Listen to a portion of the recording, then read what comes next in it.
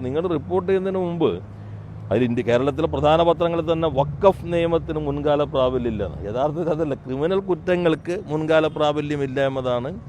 വഖഫ് നിയമമല്ല, ഏത് നിയമമാണെങ്കിലും ഉള്ളത്. വ്യവസായ വകുപ്പ് മന്ത്രി പി രാജീവിന്റെ വാക്കുകളാണ് നിങ്ങൾ കേട്ടത്.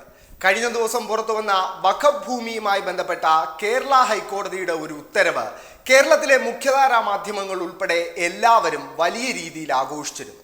വഖഫ് നിയമ ഭേദഗതിക്ക് മുൻകാല പ്രാബല്യമില്ല എന്ന തലക്കെട്ടോടെയായിരുന്നു മാധ്യമങ്ങൾ ഈ വാർത്ത ആഘോഷിച്ചത്. എന്നാൽ മാധ്യമങ്ങളുടെ ഈ തലക്കെട്ടിൽ തന്നെ ഒരു പ്രശ്നമുണ്ട് എന്ന് ചൂണ്ടിക്കാണിക്കുകയാണ് മന്ത്രി പി രാജീവ്. അതോടൊപ്പം ഈ റിപ്പോർട്ടിങ്ങിൽ മാധ്യമങ്ങൾക്ക് സംഭവിച്ച പിഴവ് ഒരു മുൻകാല മാധ്യമപ്രവർത്തകൻ കൂടിയായ പി രാജീവ് കൃത്യമായി ചൂണ്ടിക്കാണിക്കുന്നുണ്ട്. നമുക്ക് മാധ്യമങ്ങളെ കൃത്യമായി മാധ്യമ പ്രവർത്തനത്തിൽ സംഭവിച്ച പിഴവുകൾ ചൂണ്ടിക്കാണിക്കുന്ന പി രാജീവിന്റെ ഇന്നത്തെ വാർത്താ സമ്മേളനത്തിന്റെ പ്രസക്ത ഭാഗങ്ങൾ ഒന്ന് കണ്ടു നോക്കാം. ഈ കാര്യം എന്തെങ്കിലും ഉണ്ട്? ഞാൻ ഈ മാധ്യമപ്രവർത്തകരോട് ഇന്നലെ പത്രങ്ങളിലും ചാനലുകളിലും വഖഫ് നിയമ ഭേദഗതിക്ക് മുൻകാല പ്രാബല്യമില്ല. അപ്പോൾ അതുകൊണ്ട് ഞാൻ ഇന്നലെയും പറഞ്ഞു, മാധ്യമപ്രവർത്തകർ കുറേ കൂടി ഒരു പഠനം നടത്തേണ്ടതുണ്ട്. അപ്പോൾ ഈ നിയമസഭയിൽ തന്നെ ധനകാര്യ ബില്ലിൻ്റെ ഓർഡിനൻസ് കൊണ്ടുവന്നതിനൊരു അവിടെ ഒരു പ്രമേയം ക്രമപ്രകാശനം വരികയുണ്ട്. അതിൽ നിയമസഭയിൽ തന്നെ നമ്മൾ പറഞ്ഞ കാര്യമുണ്ട്, ഭരണഘടനയുടെ 20(1) പ്രകാരം രാജ്യത്ത് നിലവിലുള്ള നിയമത്തിനനുസരിച്ചാണ് കുറ്റം ശിക്ഷയും വരുന്നുള്ളൂ. അതുകൊണ്ട് ഇപ്പോൾ ഇന്നൊരു നിയമം വന്നു, ആ നിയമത്തിൽ പറയുന്ന കുറ്റം ഇന്നലെ ചെയ്താൽ അതിന് ശിക്ഷിക്കാൻ പറ്റില്ല, ഇന്ന് മുതലേ ശിക്ഷിക്കാൻ പറ്റുള്ളൂ. അപ്പോൾ നിയമസഭയിൽ ഇക്കാര്യം ഞങ്ങൾ വിസ്തരിച്ചാണ്. പക്ഷേ ഇത് ക്രിമിനൽ നിയമത്തിൽ അപ്പോൾ മാധ്യമങ്ങൾ ഇത്തരം കാര്യങ്ങൾ കൊടുക്കുമ്പോൾ ഒരു പൊതുസമൂഹത്തിൽ വ്യക്തത ഉണ്ടാക്കാൻ വേണ്ടി കൊടുക്കണം. ഏത് നിയമമാണെങ്കിലും, വഖഫ് നിയമമല്ല, ഏത് നിയമമാണെങ്കിലും അന്നത്തെ കാലത്ത് നിലനിൽക്കുന്നത് ക്രിമിനൽ കുറ്റമാവുള്ളൂ. ഇതിൽ തന്നെ ആ ഭൂമി സറണ്ടർ ചെയ്തു, ക്രിമിനൽ കുറ്റമാണ്, കോടതി പറഞ്ഞ് നിൽക്കില്ല എന്നുള്ളത്. അപ്പോൾ നിങ്ങൾ റിപ്പോർട്ട് ചെയ്യുന്നതിന് മുമ്പ് അതിൽ കേരളത്തിലെ പ്രധാന പത്രങ്ങളിൽ തന്നെ വഖഫ് നിയമത്തിന് മുൻകാല പ്രാബല്യമില്ല. യഥാർത്ഥത്തിൽ അതല്ല, ക്രിമിനൽ കുറ്റങ്ങൾക്ക് മുൻകാല പ്രാബല്യമില്ല എന്നതാണ്.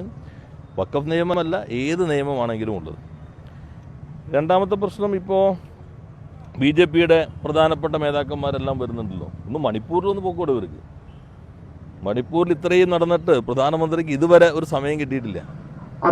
മനുഷ്യരും ഏതെല്ലാം ആരാധനാലയങ്ങളാക്കിയാണ് അവിടെ ചുട്ടുകരിക്കപ്പെട്ടത്, എന്തൊക്കെയാണ് നടന്നത് എന്നറിയാലോ. അവിടേക്കൊന്നും തിരിഞ്ഞു നോക്കാത്ത ആളുകൾ ഇവിടേക്ക് വരികയാണ് ചെയ്യുന്നത്.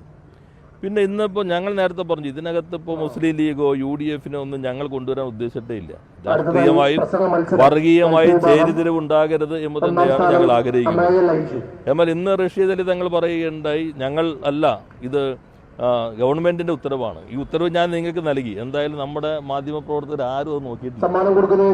എന്നുവെച്ചാൽ വഖഫ് ആക്ടിന്റെ 97-ാം സെക്ഷൻ പ്രകാരം ഗവൺമെന്റിന് ഡയറക്ഷൻ കൊടുക്കാനാണ്. ആ റിപ്പോർട്ട് അയച്ചു. നിങ്ങളെ വായിച്ചറിയാം, ആദ്യത്തെ വാചകത്തിൽ തന്നെ ഈ റിപ്പോർട്ടിൽ തന്നെ കൃത്യമായി പറയുന്നുണ്ട്. ഞങ്ങളിതൊന്നും പറയേണ്ടെന്ന് വെച്ചിട്ടുള്ളതാണ്. എങ്കിൽ പോലും the Waqf enquiry commission appointed by the government in 2007 submitted a request dated with a recommendation by the government for issuing a direction to the Waqf board and the issue under section 97 expedite the proceedings, pending കേസുകൾ സ്പീഡിലാക്കണം before it and to consider as to whether ഇവരോട് പറഞ്ഞേക്കണം whether any action to be taken against the person responsible for sale of the Waqf property. അത് ഇവരെ തീരുമാനിക്കേണ്ടത്. എന്നിട്ടാണ് ഈ പരിശോധന മുഴുവൻ നടത്തി തീരുമാനിച്ചിട്ടുള്ളത്. പിന്നെ ഇതിനകത്ത് ഇപ്പോൾ പ്രതിപക്ഷ മേധാവ് ഇങ്ങനെ തുടർച്ചയായി പറയുന്നത് കൊണ്ടാണ് ഞങ്ങൾ ഇത്തരം കാര്യങ്ങൾ പറയേണ്ടി വരുന്നത്. ഇപ്പം നികുതി കരമടയ്ക്കാൻ ഞങ്ങളെ തീരുമാനിച്ചത്.